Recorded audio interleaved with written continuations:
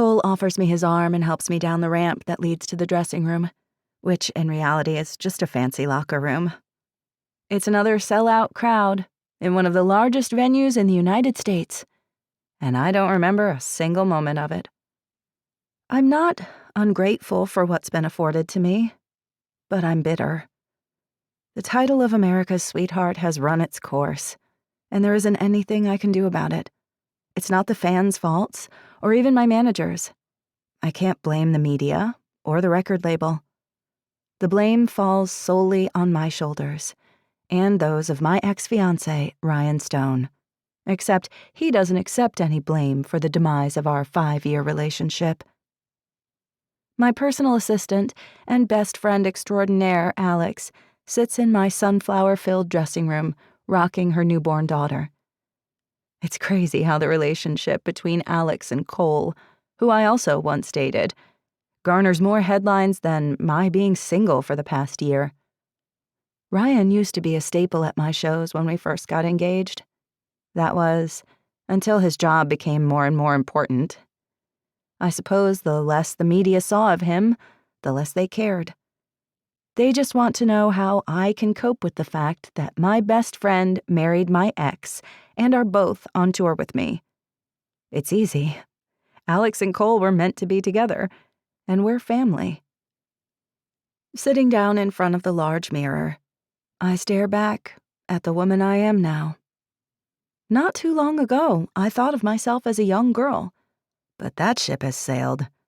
I'm fighting gravity and losing the battle every day.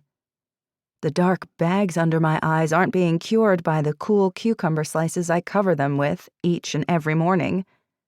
Gray hairs seem to rear their ugly heads seconds before a photo shoot, and the crow's feet are driving me nuts.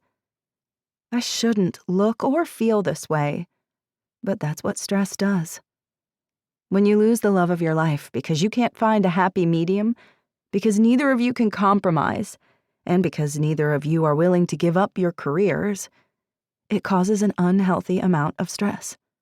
Stress leads to the rapid aging process that I'm experiencing now. I never thought I'd look in the mirror and be unhappy with what I see, but I am. Since Ryan left, the light in my eyes has been extinguished. The happiness in my smile is non-existent. Even when I walk, it's without a purpose. Everyone experiences breakups differently. Some need them in order to grow up, while others need them to escape and find themselves. I'm not sure what Ryan and I needed, except for time to stop so we could figure out what was going on. By the time either of us did, he was living in Boston and I was in New York, about to embark on an 18-month tour, with no word on whether he'd join me at any of the stops. When your relationship is ending, you try everything you can think of to keep it together. You both make promises that neither of you can keep. Words are said that can never be taken back.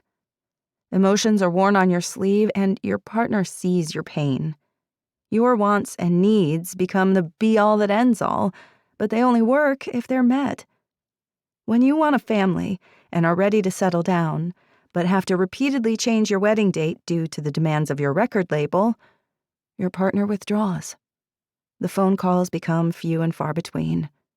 You resort to texting, and it's one-word answers. In the end, you give up, even if you don't mean to. Most of the time, you don't realize what's going on around you until it's too late. I should have seen the signs. They're what make my songs so popular. I sing about true love, finding romance, and experiencing heartbreak. I should have known. I was too naive to think that if we made it through a breakup before, we'd survive anything. Once my tour was over, we'd fix everything. It's been a year since I've spoken to Ryan Stone. 12 months since he called and said that things aren't working and that we wanted different things in life. I wanted children. He didn't. He wanted me not to tour during baseball season. I did. 365 days since he told me that he'll always love me, but that he was staying in Boston and accepting the job of general manager of the Major League Baseball.